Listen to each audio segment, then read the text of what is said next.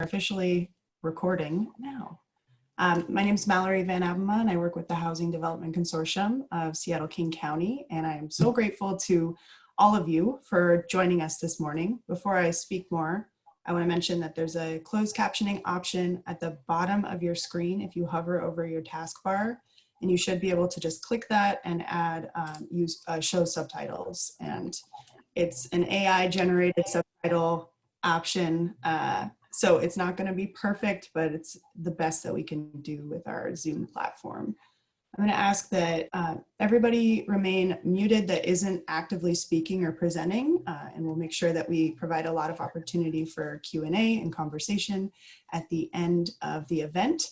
If you have insights or you're seeking clarification, any questions you have, please use the chat box at the bottom of your taskbar.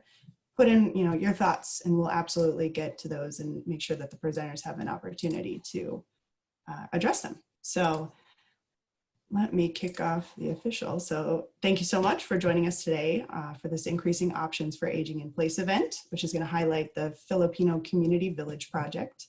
We're going to hear from partners from the Filipino community of Seattle, Beacon Development, HumanGood, and Rolluda Architects. We heard the call very loud and clear for a senior housing focused event from folks in the community, and we are so pleased that with the help from these partners here on this call that we were able to pull something together at a really hyper speed.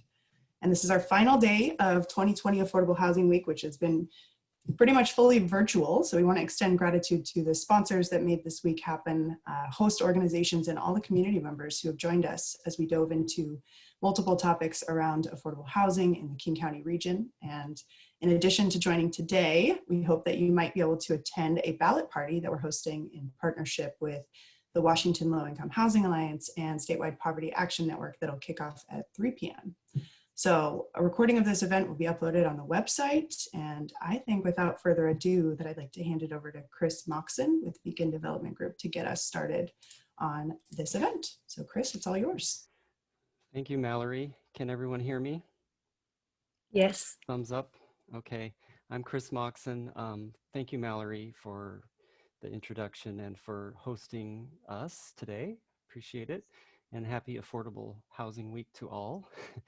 My name is Chris Moxon. I'm with Beacon Development Group. I'm a senior housing developer project manager with Beacon, and Beacon is also affiliated with... Excuse me, I am having some difficulty hearing.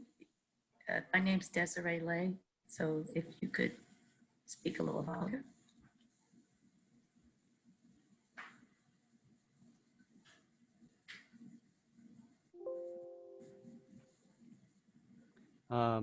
Can you hear me okay? Yes, thank you. Okay, sorry about that. So I just was saying Beacon Development Group is a development consultant and also affiliated with HumanGood, which is our parent company. So we do both development for HumanGood Affordable Housing, and we also do consulting work for third-party clients in Washington. HumanGood is a national organization that operates affordable senior housing, mostly on the West Coast, but also in Pennsylvania, and then also has several retirement communities that are not affordable. They're, what are they called, Tracy? Continuum of care retirement communities that are more, kind of more traditional retirement communities that are full service retirement communities. So it's big portfolio of projects all up and down the West Coast and a little bit on the East Coast as well. So I'd like to introduce my presenters today, or my team of presenters. So with us today we have Velma Veloria with Filipino Community of Seattle. She's correct me if I'm wrong, Velma, but you are on the board or have been on the board in the past, and also former state representative, Washington state representative. Correct.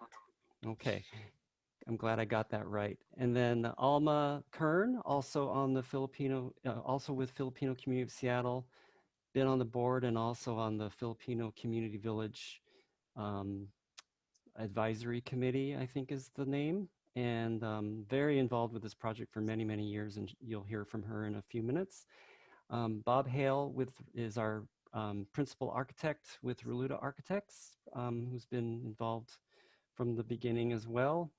I'm Chris Moxon with Beacon, and then Tracy Cleveland with HumanGood is our compliance director with HumanGood. So go ahead and get started with this presentation here. So I'm going to share my screen. Let's see, find the right one.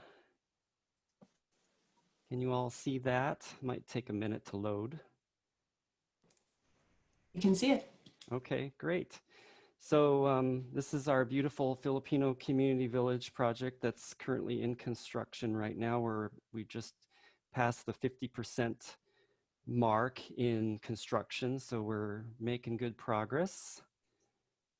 So I wanted to, let's see here. There we go. So I wanted to turn it over to Alma and Velma first to talk about this project and how long it's been going on for.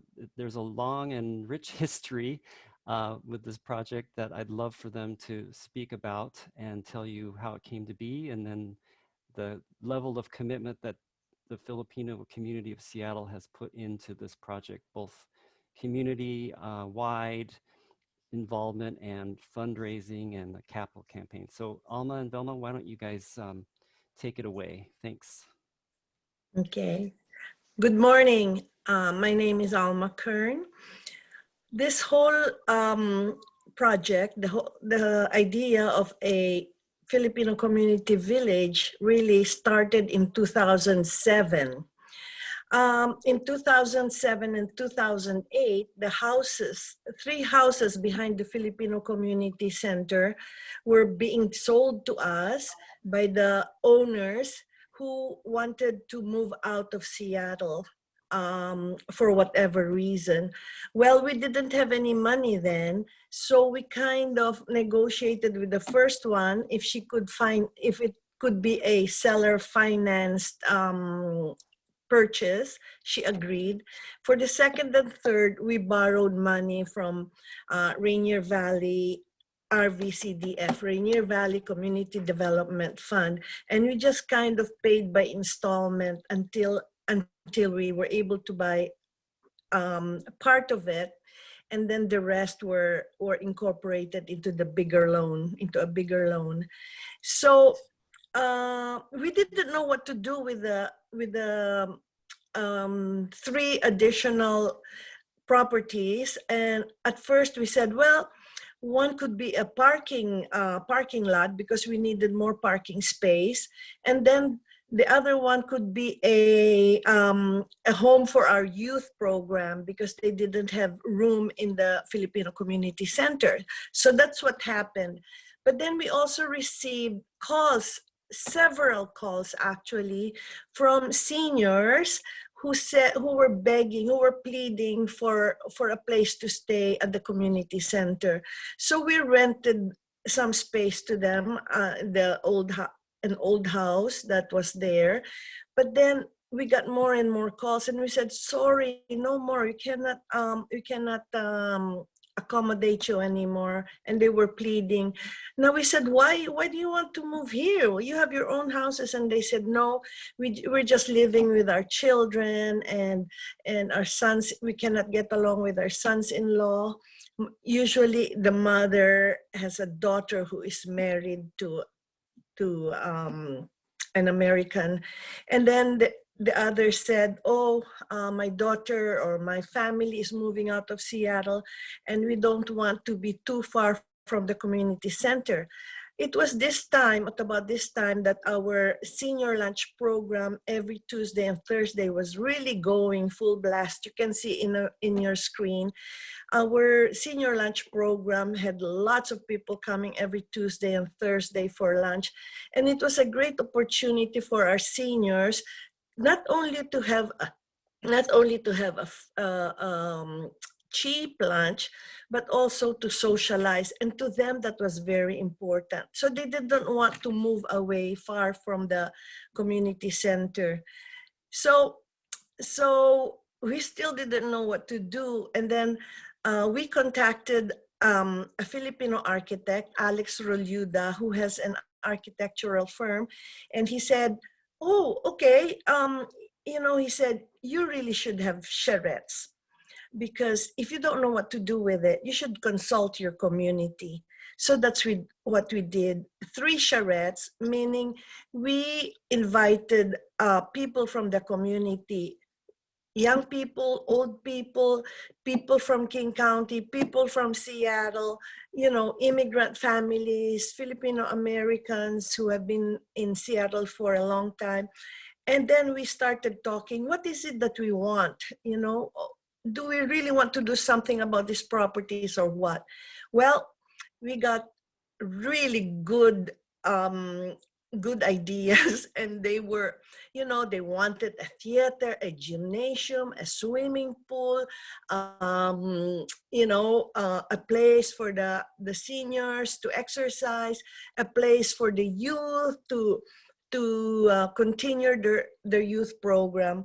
And then we were brought back to reality by our architect, who said, you cannot afford that. Do you know how much that would cost? And so we said, oh no. We ended up with just housing, and then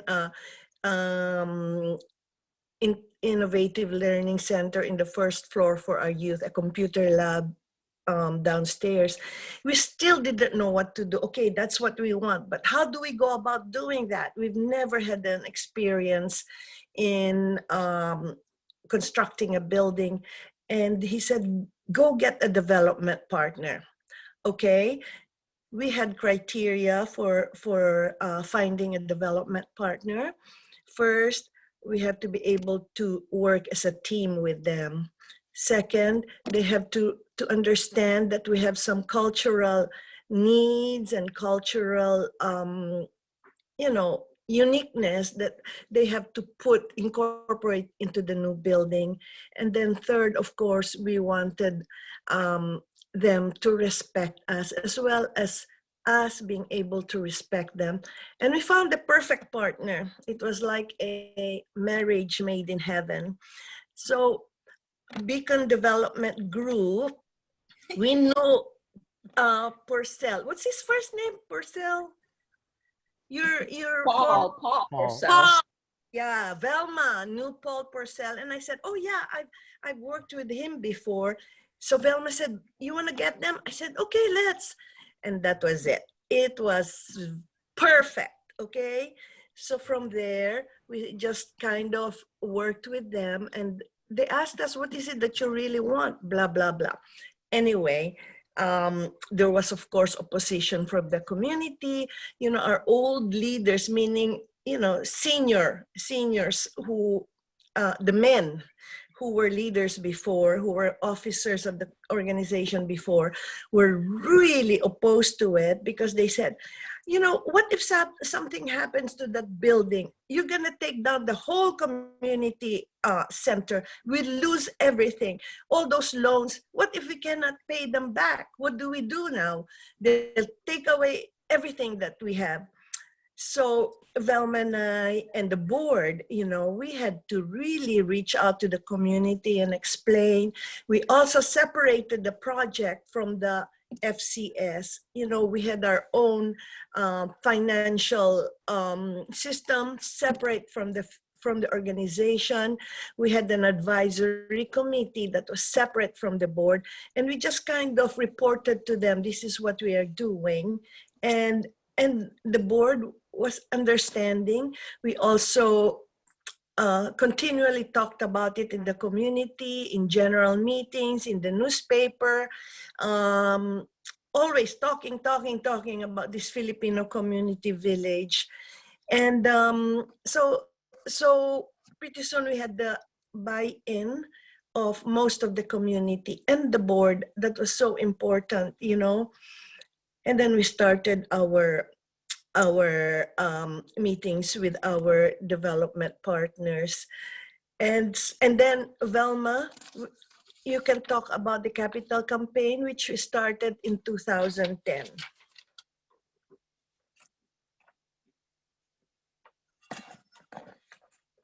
You need to unmute Velma.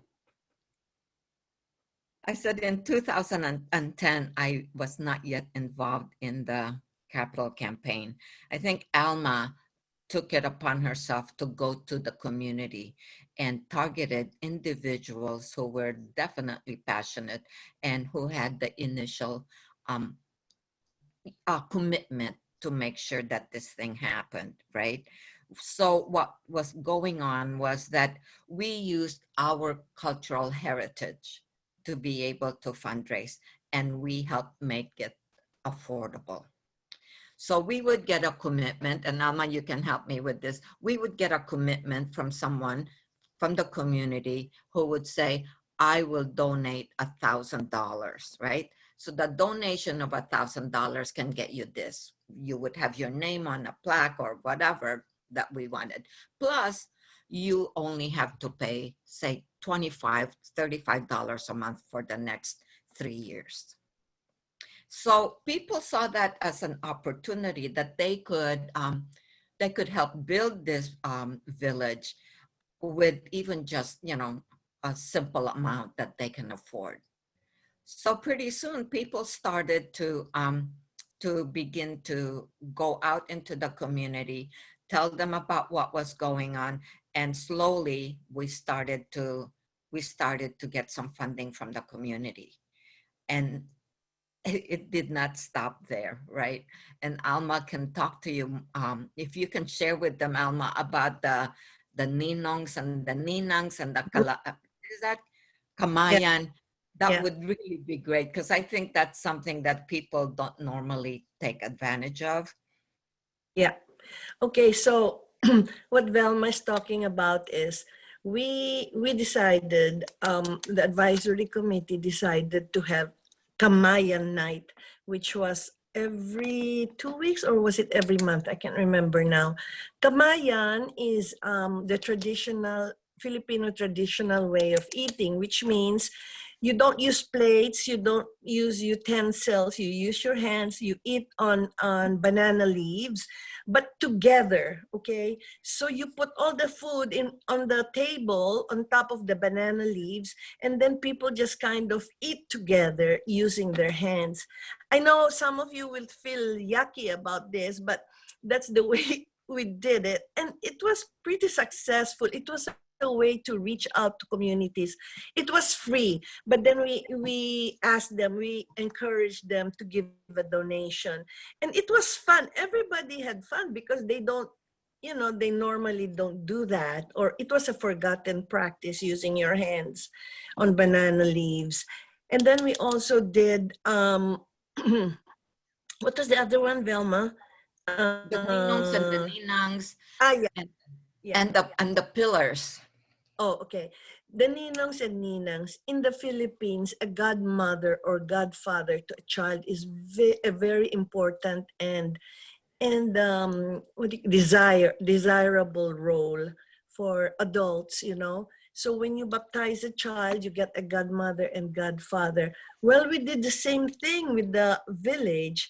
We had a big event, the groundbreaking, for example, where we convinced people, can you be a ninong or a ninang for $500?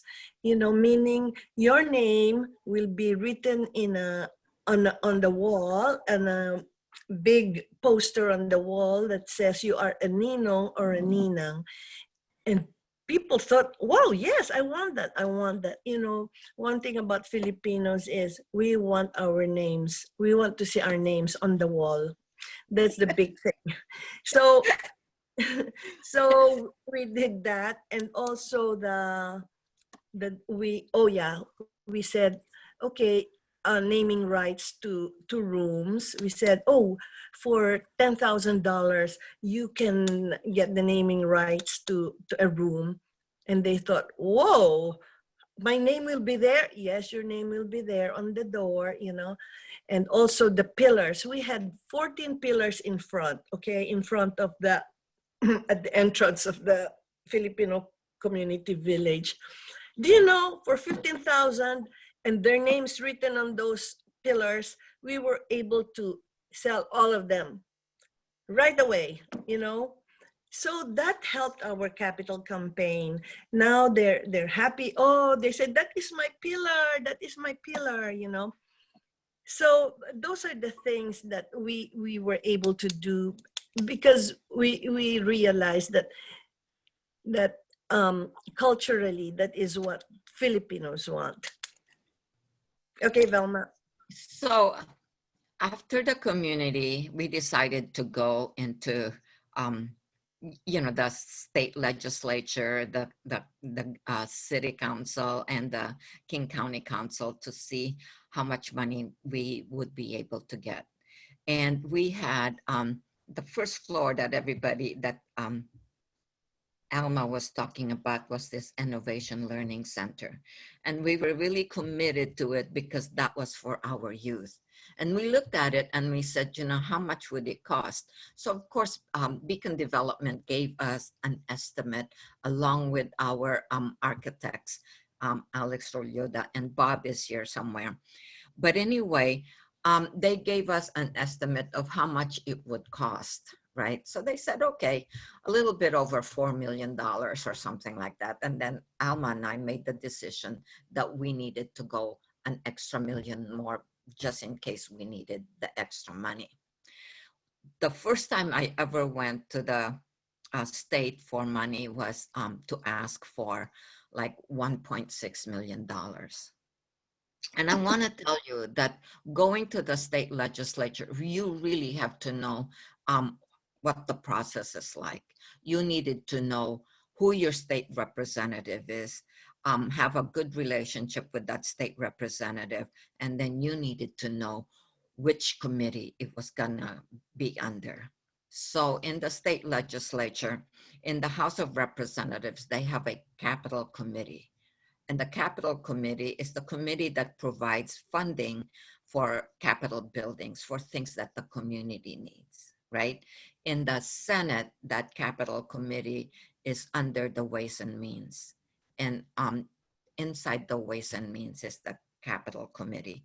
And you needed to know who that chair is going to be or was.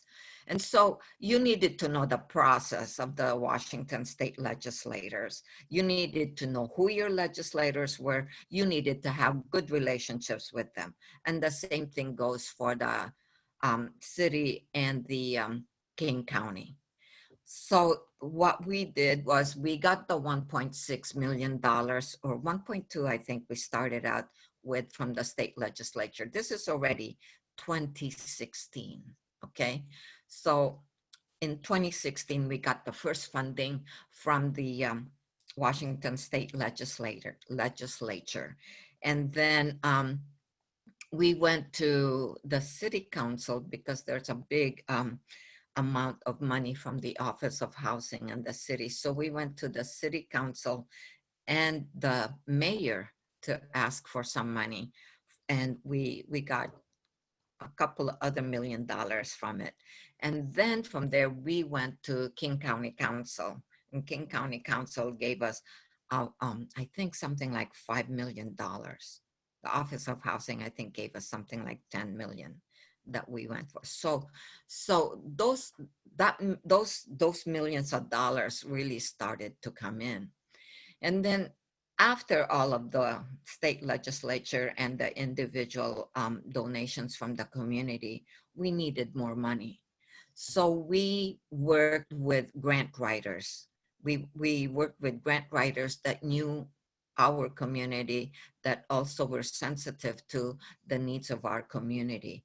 And they also were experts at getting at understanding how to write a grant so that it would be granted.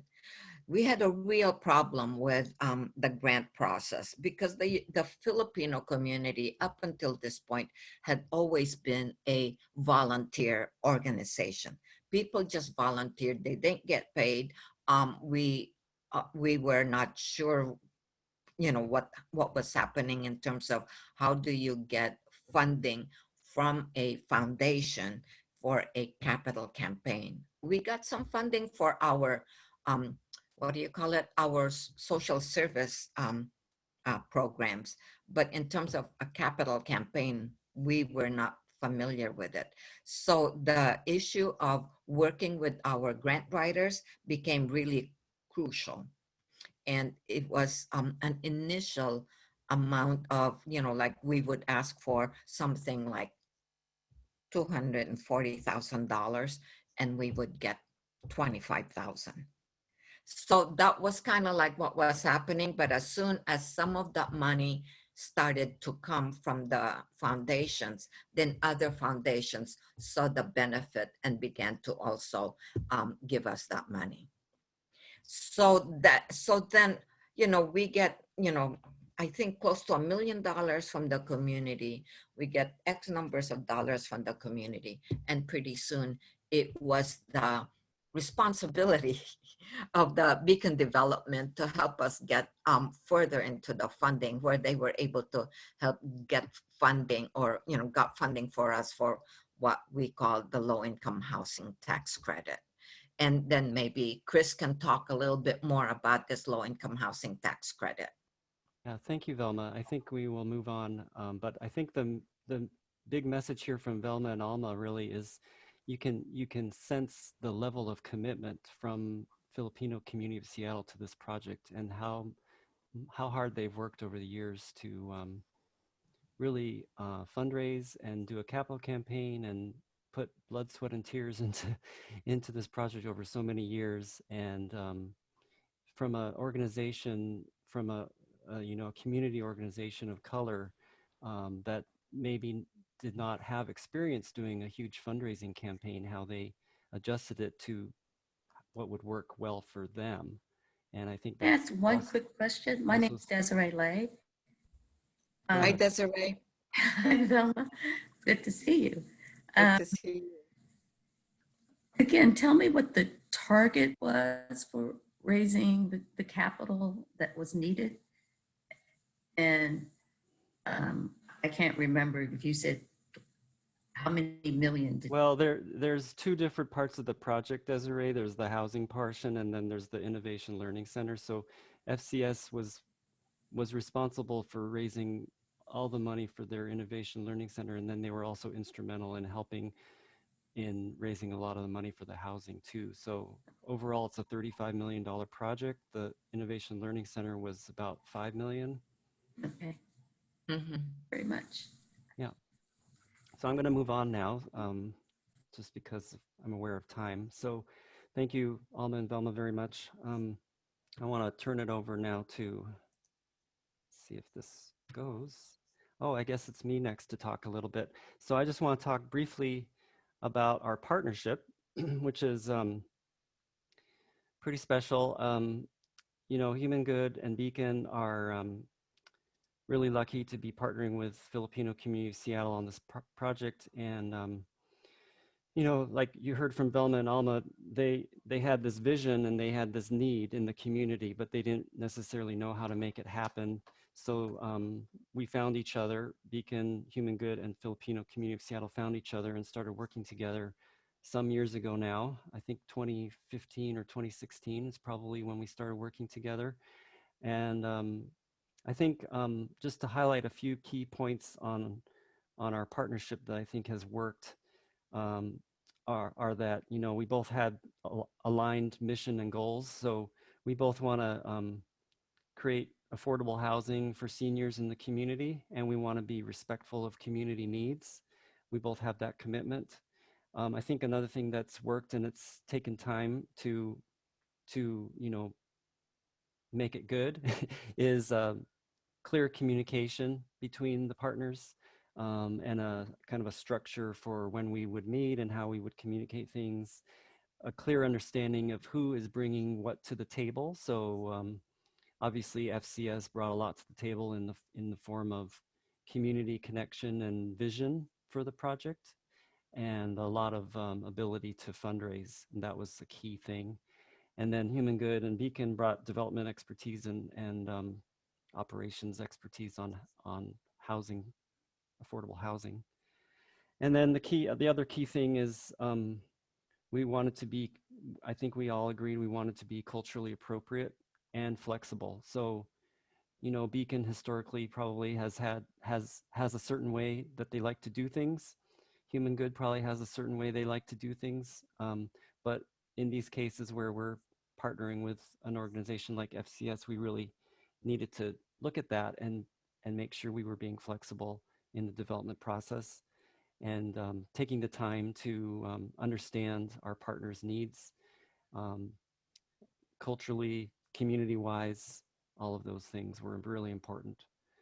And I think we're doing pretty well in that area.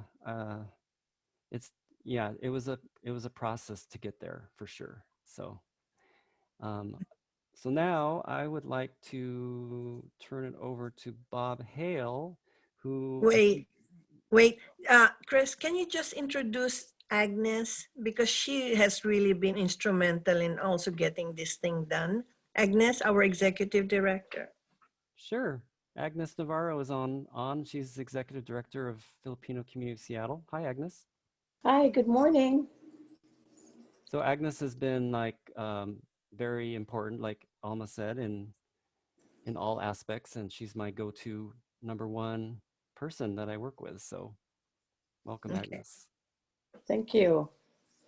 So Bob, I'd like to turn it over to you. I kind of get into more of the design aspects of this project, and maybe you can just give the group an orientation first about the whole project and how it, you know, the housing piece versus the ground floor piece, and then talk about some of the design considerations particular to affordable senior housing. Okay. Good morning, everyone. You wanted me to talk a little bit about the community design process, but Alma, I think, covered that pretty well. I think the one thing I would add to what Alma said is it was great having Alex Rolluda involved because he was raised in the Philippines, and also he's got a lot of experience with school projects, so a lot of experience leading programming in charrettes. And I think he did a really good job of making people comfortable and bringing out everybody's ideas. And there were a lot of pretty ambitious ideas, as Alma said, with ideas of gymnasiums and community cultural performing arts. And we kind of ended up boiling it down to culturally relevant wellness design charrettes. Of course, we had a lot of fun. They were very well attended. Always included food, good Filipino food cooked right in the community center. And the community center, of course, is right across the alley from the site. And one of the things that came out of the programming and charrettes was, you know, the desire for an outdoor gathering space that could be shared with the community center for festivals and, you know, block parties and, you know, what have you, just a place for social interaction for both the community center, the learning center, and for the residents. So it's really been fun project. There's always a lot of laughs, and that's continued on with the partnership with Beacon and Marpac Construction. You know, we're still, I think everybody's had a lot of fun. And as Alma said, we've been working on this project for about 12 years. So it's really great, you know, to see it actually happening. As it was mentioned, just being right across the alley from the community center, we tried to incorporate a plaza, then incorporate it with the alley, sort of making it a pedestrian-friendly alley, and that's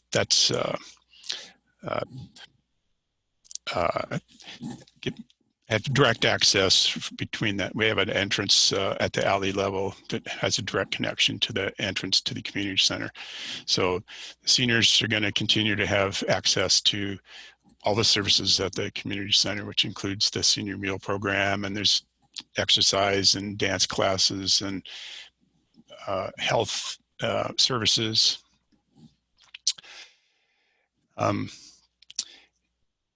But community gathering spaces was really an important aspect of the project. It's really important for the seniors to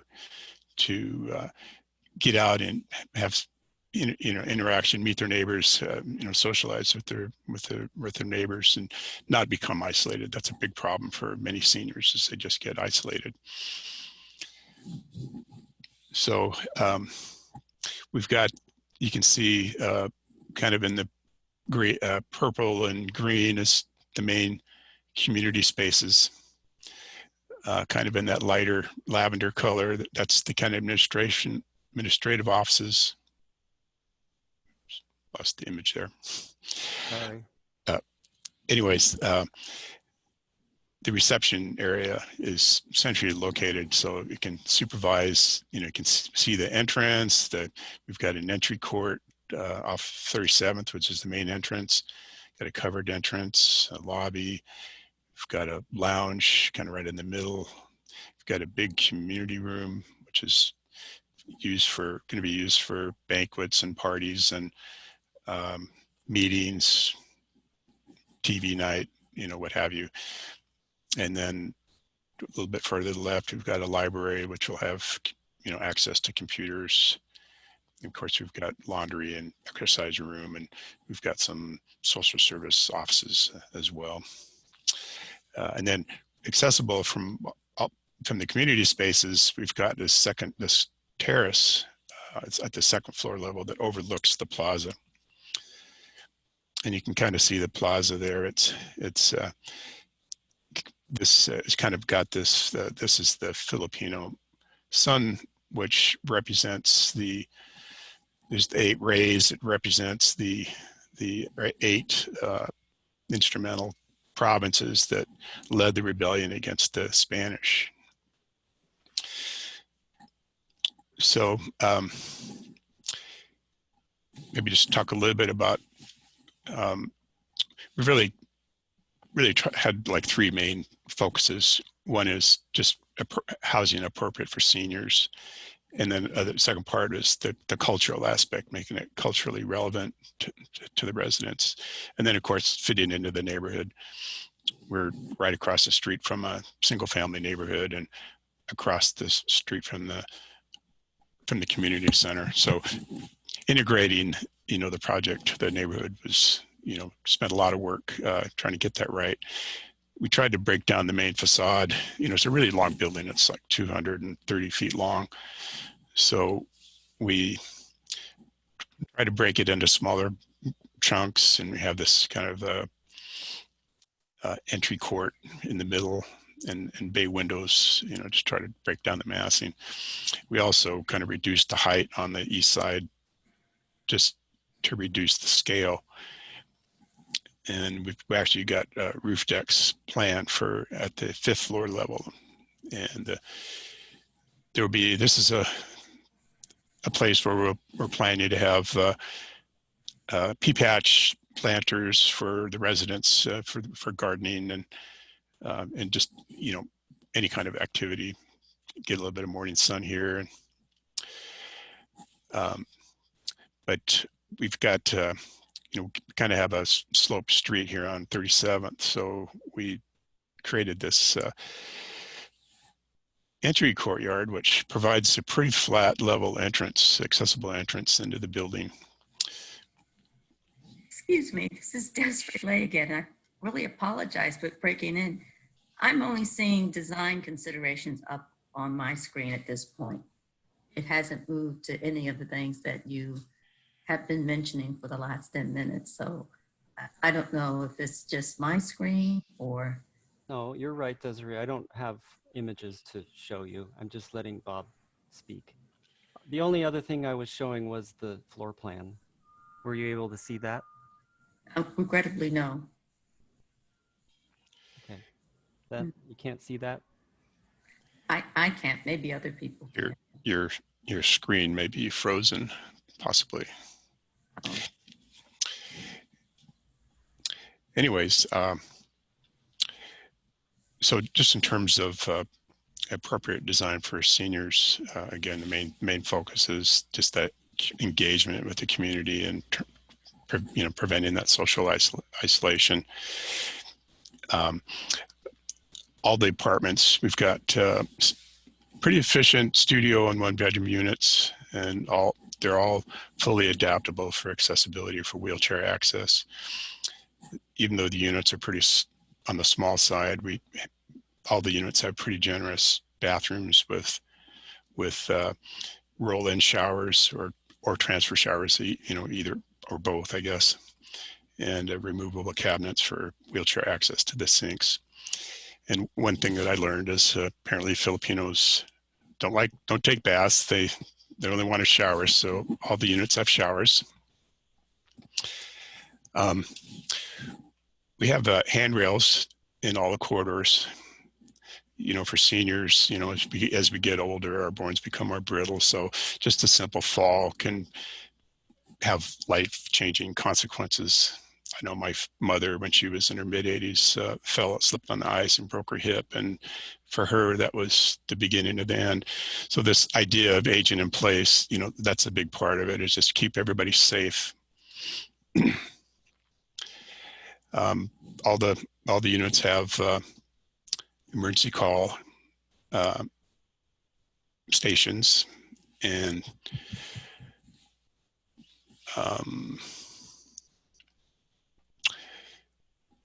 yeah, so pretty generous windows, big windows, which I think so far everybody seems to appreciate, having the big windows. Lots of access to outdoors and green space, and all very secure. Just in terms of the culturally relevant design, Alex, being from the Philippines, had a wealth of images and photographs from the Philippines. So we weren't really trying to create Filipino style design architecture so much. We're just trying to respond to the local environment and local community. But we did want to incorporate a lot of Filipino design motifs. And with the plaza itself is plazas are very common in the Philippines. It's part of the Spanish colonial legacy, and very familiar to anybody that's been to the Philippines or from the Philippines. We've got, you can see those 4 panels on the left, to the left side of the plaza. That's actually, there's a mural that's currently being designed that's going to feature the history of the Philippines, and also the history of the Filipino Americans, the local Filipinos.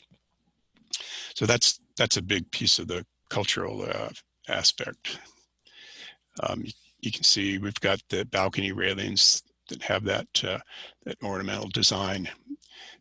That's many of the images that I've seen of Filipino architecture, that was the actual design that I saw often. I think it actually, that style of kind of lattice design is kind of pretty prevalent throughout Asia. Originated with bamboo railings. You see these with balconettes and balcony railings and fences. It's seen quite a lot. Generally on the interior, we've got earth materials is another thing that's really common. Stucco and brick, wood, and in the interior we've got a lot of natural exposed wood. We've got in the common areas, we've got heavy timber, exposed to heavy timber beams with natural finish. We've got wood doors, wood cabinets, wood trim. In the main entry, we're providing the Filipino style hand-painted tiles. This was actually something that we didn't feel was additional money, and didn't necessarily seem like it was necessarily appropriate to use public housing money for that. So the design team chipped in to pay for that entry tile.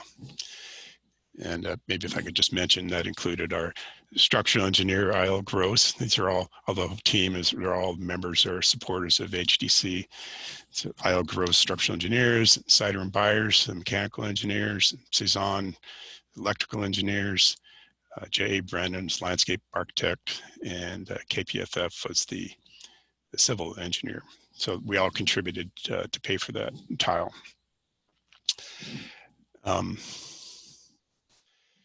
Thanks, Bob. I think we're gonna try to move on if that's okay. Do you have any last points you'd like to make? I'd like to keep time for Yeah, Tracy. The only other thing I was going to mention is that we have the we're having Capiz windows. That's a kind of traditional window that was they're made from window panes from oyster shells, I believe, and we're having those made in the Philippines, and we're going to hang those in windows of the Learning Center and the common area for the housing. So that's about it, I think. Thank you, Bob.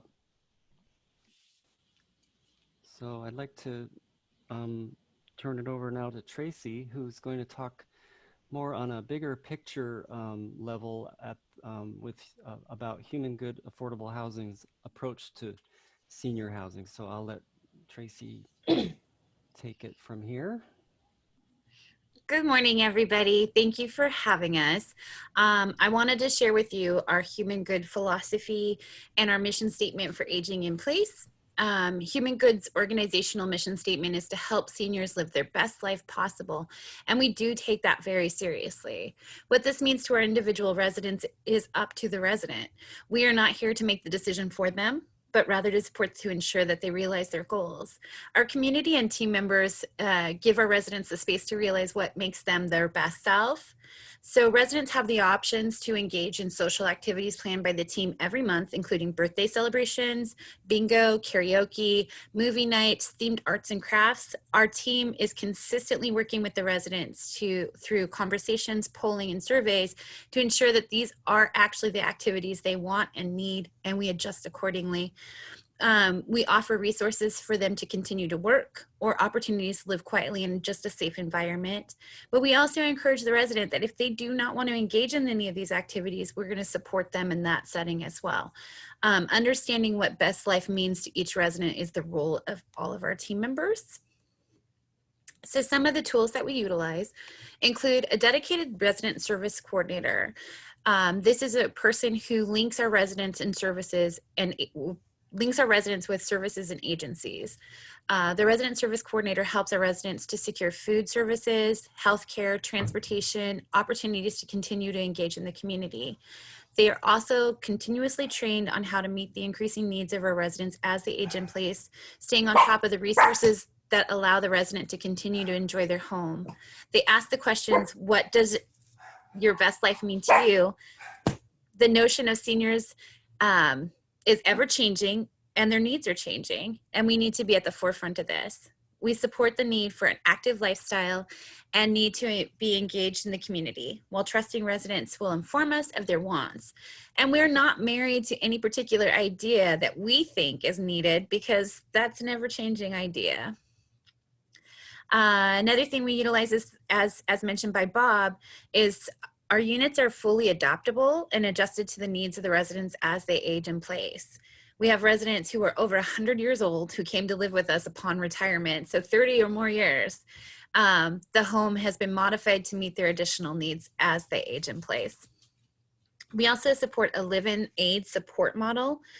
So we understand that as an organization that the residents may need additional aid as they continue to live in their home. We respond to reasonable accommodation requests very quickly. We take them very seriously. This includes approving them as quickly as possible, offering transfers to bigger units if possible. We've also looked into adjusting our policies, limiting guests to a period of time to accommodate adult children or families staying overnight from time to time. Also, partnerships with our Filipino community. We go out of our way to get creative, innovative partnerships that support our mission and that we can expand on their missions. Also, one of the big key aspects is we take pride in our team members and the deep connection and empathy they demonstrate to our residents. From administrators to janitors, our team members actively engage with the residents. This is not in their job description, but to a person, they take this responsibility very seriously. This may be as simple as asking about their family, listening to their stories. We even have some of our maintenance staff escort our shy residents to the community functions and introduce them around so that they can make friends. It wouldn't be timely if I don't mention the call to action that happened in light of COVID. Our teams jumped into action immediately. We had immediate concerns around food insecurity, isolation, declining unobserved health issues, challenges to paying their rent. So our organization, although it took the lead, a lot of our team members were the ones who really took on the challenge of securing meals for our residents. As Chris had mentioned, we are part of a larger organization where we have very high-end retirement communities that have very high services. Our Life Plan communities jumped in with their dining room services and helped with bulk preparation of food packages that we were able to deliver weekly when the pandemic started. Our teams deliver popsicles, pastries, flowers for Mother's Day, all sorts of different themed activities that give the residents opportunities to have that much needed visit, as well as our team members being able to put their eyes on the residents to ensure that they're hanging in there and doing well. The teams have creatively engaged the residents through patio bingo, parking lot dances, daily check-in calls. We've have a numerous costume parties where everybody got on their decks in their costumes. Just so many fun activities, including DJs. We had a violinist come play for the residents. So it's just been they've really engaged our residents. The role of caring for our residents, we don't think it's just our job. It's our mission. It's what every team member takes to heart. It's not just management or resident services. Again, it's to a person, our janitors, our maintenance. Every part of our organization takes this to heart. Empathy is part of our culture, and a component of our culture is to hire for the heart and train for the job.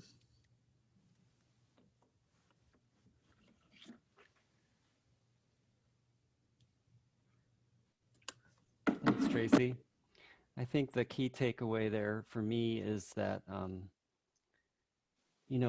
residents, as they age in place, we want to encourage them to be able to stay in these communities as long as they can, because as seniors age, especially low-income seniors, there's not a lot of options for low-income seniors to go elsewhere. And that's why it's so important, as our organization feels it's so important, to do the things that Tracy was mentioning, to encourage people to stay where they are, be able to live comfortably where they are as they age and their needs change. We need to be able to adapt to that. And I think HumanGood does a really good job at that.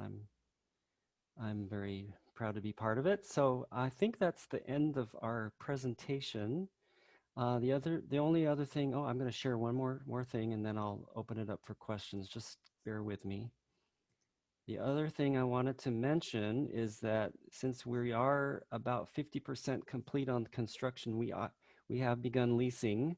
And if you want more information about leasing, you can go to this website or contact this phone number. If you have people who are interested, also I could send information to Mallory or Lauren at HTC to distribute. So with that, I am going to open it up for questions. Thank you. Thanks, Chris. I see a question in the chat box from Max Benson, and it's directed to you. Max is saying it's so hard to finance senior housing right now. Was this a 4% LIHTC deal? LIHTC is the low-income housing tax credit program. And is the community center and the housing separated into condos for financing purposes? Great questions, Max. Yes, this was a 4% low-income housing tax credit deal, and we had a lot of public funding support on the residential side to also make that happen. And then on the non-residential side, the Filipino Community Seattle has done all of their fundraising for that part of the project. So that was a combination of private fundraising from the community, from foundations, and from other public sources, including the state was a major public funding source on that part of the project. And then what was the other question? Condo? Yes, it is being condominiumized. So that's actually in process right now, where we're creating the condo and we're going to transfer the non-residential condo unit to FCS here by the end of the year, so that they can then own that condo outright from the low-income housing tax credit partnership, and then they can finish their build out of that space. Thanks, Chris. One more question about the unit sizes. Karen was asking how many units in the building, and then Agnes jumped in, 94 units. How many of those are studios and how many are one bedrooms? Sure. So there's 41 studios and 53 one bedrooms, total of 94 units. They're 30%, 50%, and 60% AMI units. And we have a flyer that we could distribute to folks if that would be helpful. Great. And I see one more request. If you can go back in the slide to that leasing information page, I'm going to try to get the link in the chat box for folks also.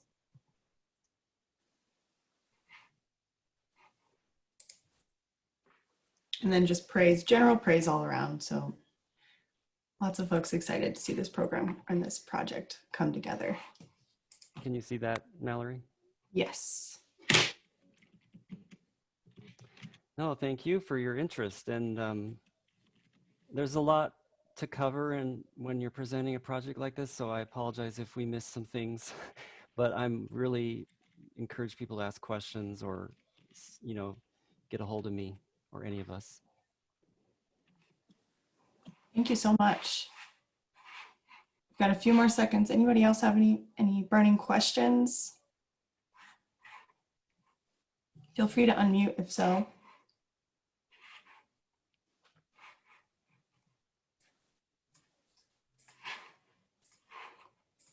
Oh, that was easy. Yes. No questions? You all explained this project so well. Thank you so much for presenting, for sharing, you know, your passion for representing the community and incorporating it in the design and throughout. It's an incredible project. I'm so excited to see it coming together, and I really look forward to the ribbon cutting. Yeah, we'll Yes, see coming about the soon. we'll see about the ribbon cutting. That should be interesting given COVID, but maybe COVID we're planning to be complete in May of next year. So maybe with any sort of luck, COVID will, I don't know. We'll have vaccines. Maybe we'll have vaccines by then. Yeah. So anyways, I wish you all well, and I hope everyone's doing well. Thank you. Yeah, take good care. Thanks everybody for joining us, and thanks so much to the presenters today. Thank you. Bye-bye. Bye. Bye. Thanks. Everybody.